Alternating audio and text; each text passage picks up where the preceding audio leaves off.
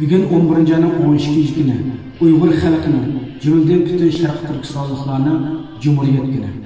Uyg'urlar yaqin zaman tarixida, ya'ni 1930 11 ayının 12 günü Qashqarda ve 1944 11 ayının 12 günü G'uljida Sharq Turkiston Cumhuriyetini kurup Uyg'urlarni o'z-o'zini boshqarish iqtidoriga yuksak demokratik angliga millat ekanligini dunyoga namoyon qilgan, shundaqla Uyg'urlarning mustaqillik irodasini dunyoga jakarlagan kun. Minglagan shahidlarimizning issiq qon badali kelgan bu kun chet ellarda Uyg'urlar har yili har xil shakllarda tabriklab kelmoqda. Chunki bu mustaqillik kunimiz chet ellardagi Sharq Turkiston davosining qabulnomasi shundaqla bizning ruhiy o'zimizdan iborat.